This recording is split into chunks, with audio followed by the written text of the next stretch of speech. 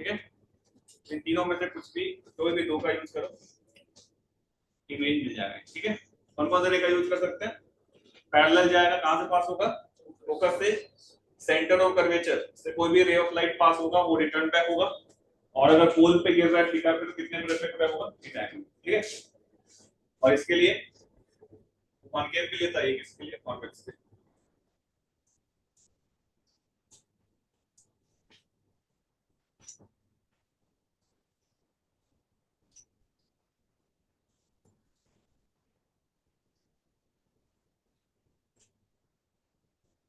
ठीक है, सब पढ़ा हुआ है पहले भी आपने, है ना? तो हो गया ऑप्टिक्स, हाँ तो हो गया लेस, मतलब वो रिफ्रैक्शन ऑफ लाइट चल रहा है। ठीक है, ये नेक्स्ट आप लिखो मिरर फार्मूला, है ना? मिरर फार्मूला डिराइव करते हैं।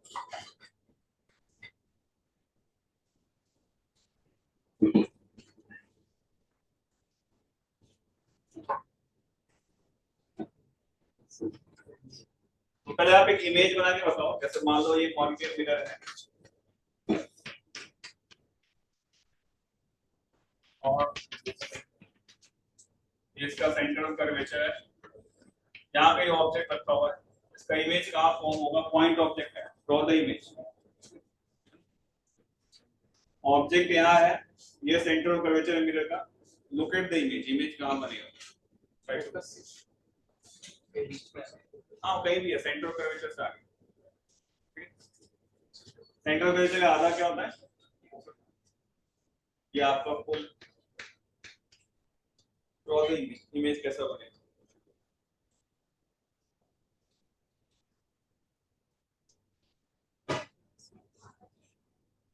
ना बेटा, फोकस के पहले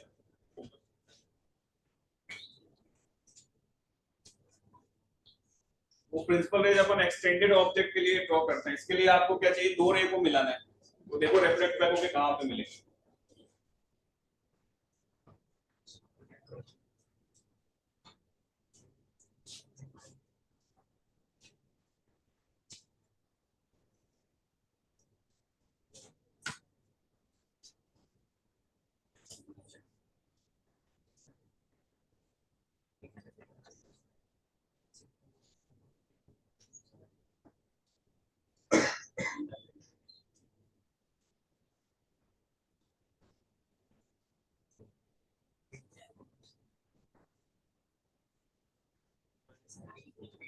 नहीं, point object, object point object.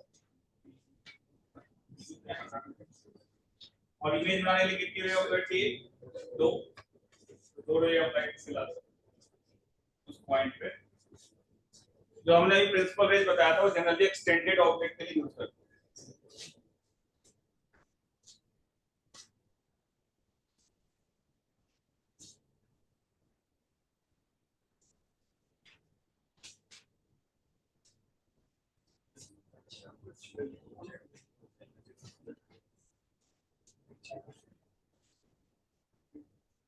किधर बनेगा बताओ?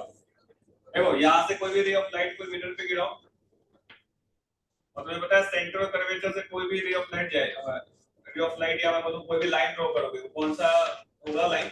ये कौन सा लाइन है? नॉर्मल, ये इंसिडेंट रे है, ये एंगल क्या हो गया बताओ? एंगल ऑफ इंसिडेंस, ये थीटा एंगल पे रिफ्लेक्ट बैक होगी ना इधर। सेम आप नीचे भी एक ऐसे रे ऑफ लाइट जाएगी, यहाँ से आप इसको मिला दो, रिफ्लेक्ट होकर यहाँ से पास होती जाएगी।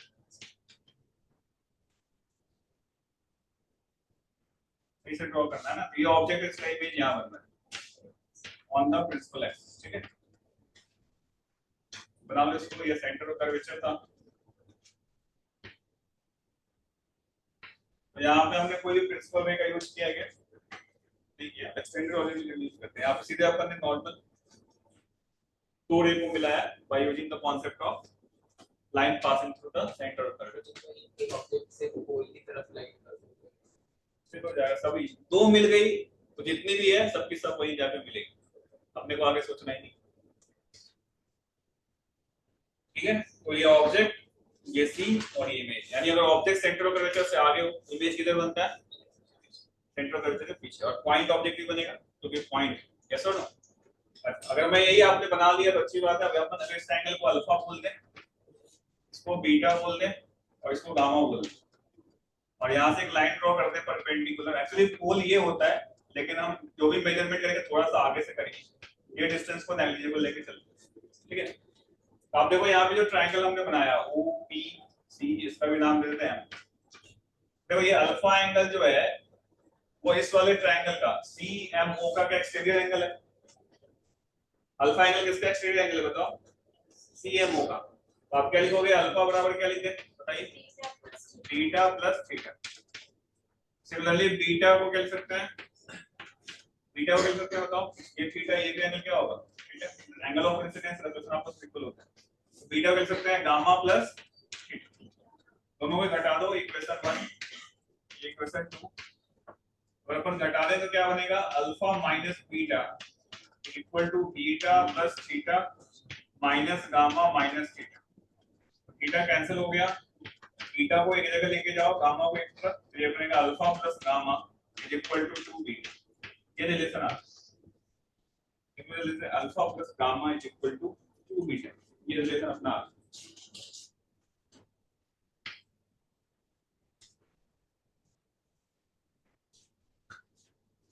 ठीक है, अल्फा प्लस गामा बराबर क्या होगा? 2 बीटा।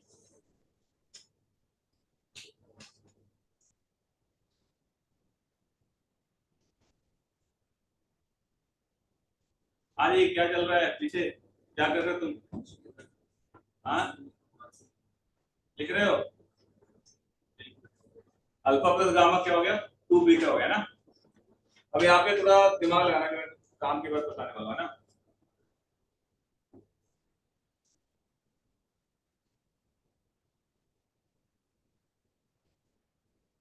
अच्छा, पैरेक्सियल रेज कैसे समझोगे कि सवाल में पैरेक्सियल रेज गिवन है? ज्यादा एंगल दिया हो तो मार्जिनल होगा, लेकिन सवाल में कैसे समझेंगे इनडायरेक्टली कि पैरेक्सियल रेज के बारे में बात करें? जब भी बोला हो कि ray of light principal axis के बहुत ही क्लोज है, इसका मतलब क्या होगा? वो पैरेक्सियल।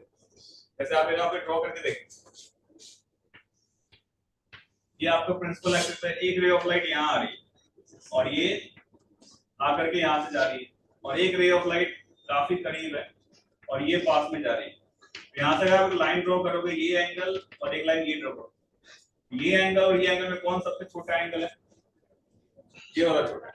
यानी जब भी कोई ray of light principal axis के काफी क्लोज हो तो ऑटोमेटिकली कैसा रे होगा? लिख लो इस चीज को कॉपी के अंदर। Whenever ray of light is very close to the principal axis, whenever rays of light are very close to the principal axis,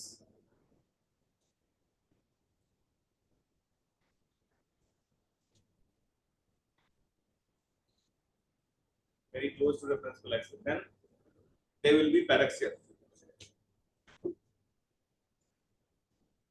principal axis के बहुत ही क्लोज हो तो क्या होगा? पैरेक्सियल। इनडायरेक्टली आपको सवाल में बोलता है तो पैरेक्सियल मानेंगे, है ना? क्लियर है चीज? ठीक है। और अनटिल अनलेस अगर आपको एंगल गिवन नहीं है तो आपको लगभग सवाल में क्या ट्रीट करके चलना है? जंक्शन पैरेक्सियल ही होगा। जरूरी नहीं हमेशा बोले, जब तक 30-60 नहीं बोला है, मार्जिनल के बारे में बोलेगा, लेकिन पैरेक्सियल वाले कोई इंफॉर्मेशन तो सारा फार्मूला किसके लिए डिराइव करेंगे?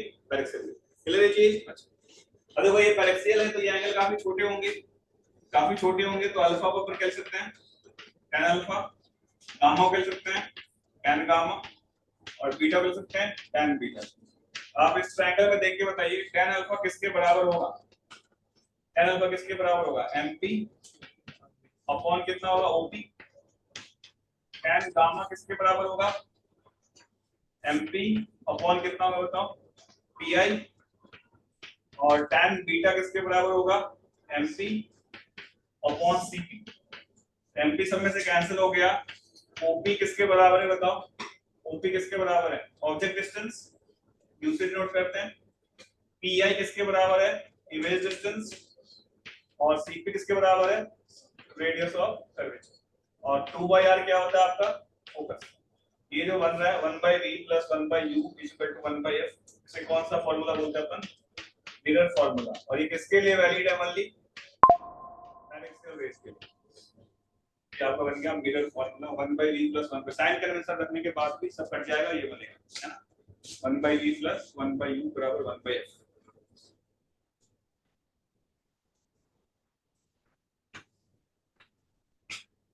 ध्यान देना हमने एजम्पशन में क्या यूज किया है, स्मॉल एंगल वाला कॉन्सेप्ट, यानी ये फॉर्मूला किसके लिए वैलिड होगा, ओनली पैरेक्सियल के लिए।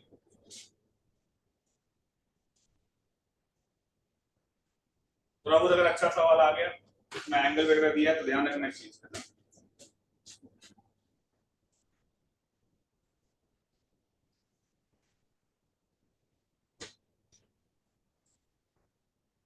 ठीक है 1/v + 1/u बराबर क्या हो गया 1/,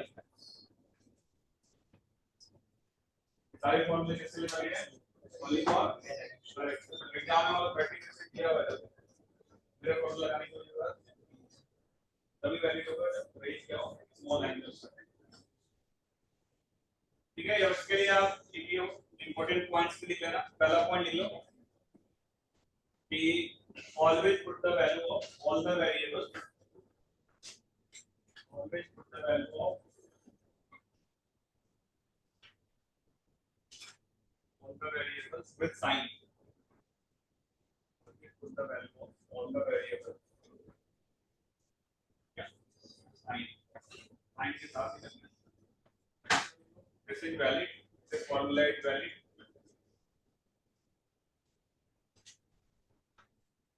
this formula is valid only for, this formula is valid only for paraxial ratio, this formula is valid only for paraxial ratio। ठीक है, कर सकते हैं क्वेश्चन। अभी जो बच्चों वाले सवाल मैं एक ही कराऊंगा, बाकी तो तुम्हें पता है वी यू दिया रहता है, एफ दिया रहेगा, आपको तीसरा वेरिएबल निकालना रहेगा। तो क्वेश्चन लिख लो सिंपल फॉर प्रैक्टिस और साइन कन्वेंशन के लिए। तो क्वेश्चन लिख लिए कि an object is kept at a distance of at a distance of 60 centimeter in front of a concave mirror,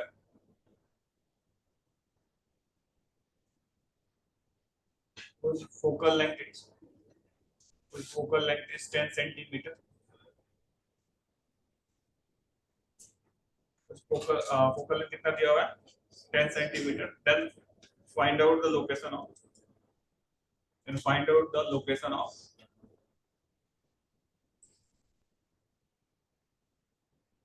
image, find out the location of what image on solve it for convex mirror also, solve it for convex mirror के लिए भी solve करना, solve it for convex mirror also, convex mirror के लिए भी solve करना।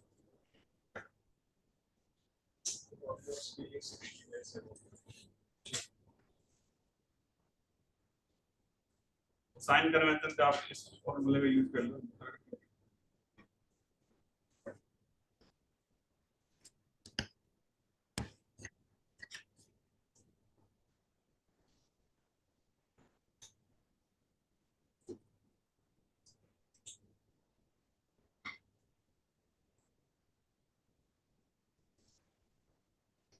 Video clear दिख रहा है क्या, सॉरी विहान?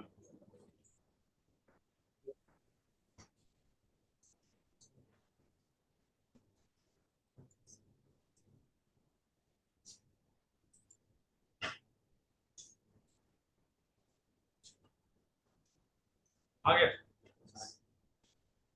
आसान है, मिरर फॉर्मूला लगाओ।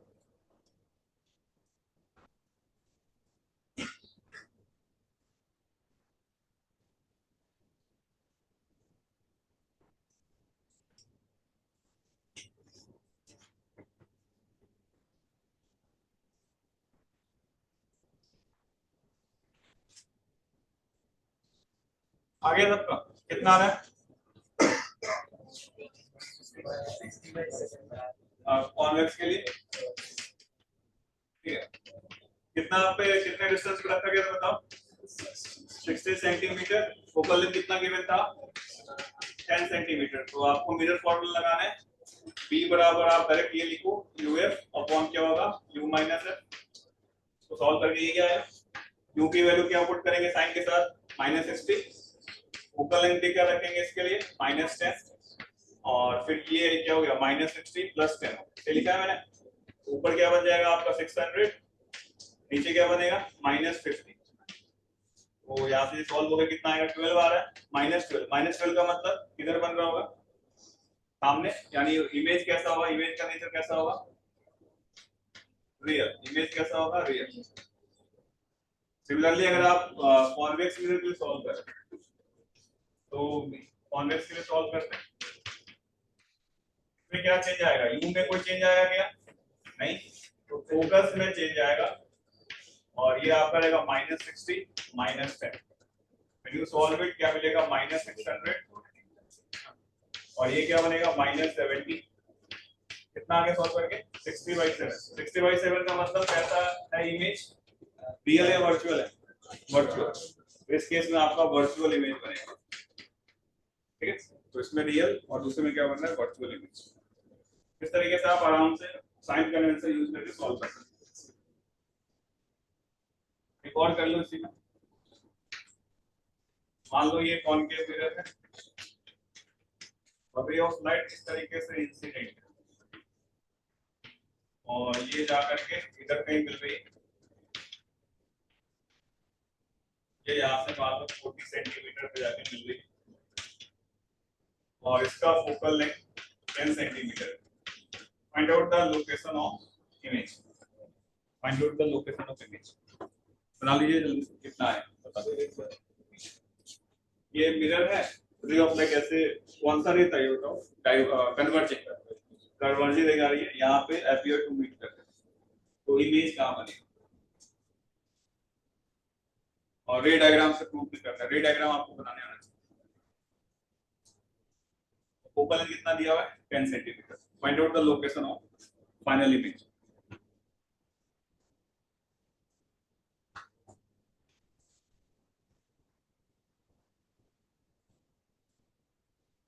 करो सॉल्व कर दो, रे डायग्राम भी बनाना है।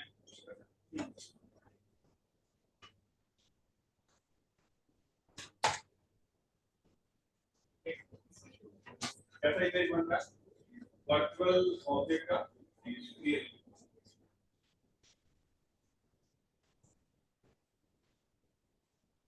याद है ना point of intersection of incident ray को क्या बोलते थे, ऑब्जेक्ट।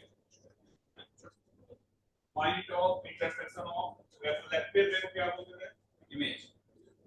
रिफ्लेक्टेड या रिफ्रैक्टेड रे,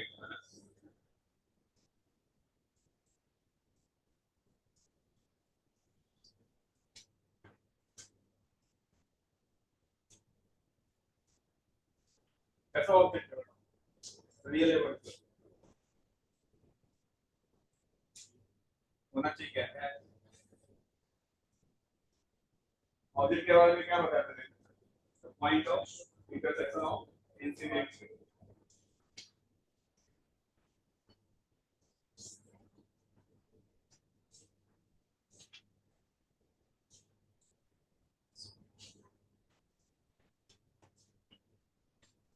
आगे कितना है -10 का मतलब रियल इमेज बन रहा है, नहीं। तो अगर आप इसको सॉल्व करोगे तो ये कैसा ऑब्जेक्ट है, वर्चुअल ऑब्जेक्ट है ना। और यहां से कोई भी लाइन ड्रॉ करे, ये एंगल क्या होगा बताओ, एंगल ऑफ इंसिडेंस। तो रिफ्लेक्ट होगा इधर, यहाँ आपका इमेज बन रहा होगा, ये डिस्टेंस हमें निकालना है। तो v बराबर क्या लिखोगे बताओ, uf upon u minus f। u की वैल्यू कितनी है बेटा, क्या लिखोगे अभी u +40 है ना।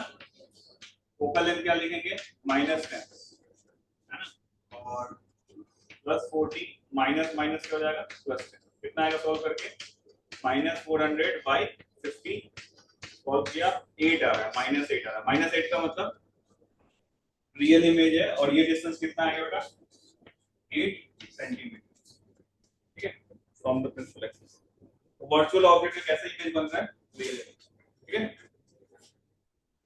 आ गया था 8। सबका कर लोगे ऐसे क्वेश्चन वी यू एफ वाले, है ना। अब अगला काम करो, ग्राफ प्लॉट करने वाले हैं, इसलिए आप एक टेबल बनाओ जिसमें object location, image location, nature of image सब लिखना है। एक टेबल बना लो पूरा। टेबल में बता देता हूँ ऐसे टेबल बनाने हैं, थोड़ा स्पेस देके बनाना। यहाँ पे आपको ऑब्जेक्ट लोकेशन, यहाँ पे आपको रे डायग्राम, और यहाँ पे आपको इमेज लोकेशन, और लास्ट वाले कॉलम में nature of image. Nature of image ये इंपॉर्टेंट इसलिए है क्योंकि अभी अपन ग्राफ प्लॉट करेंगे वी और यू के बीच में, है ना। तो बना लो, मैं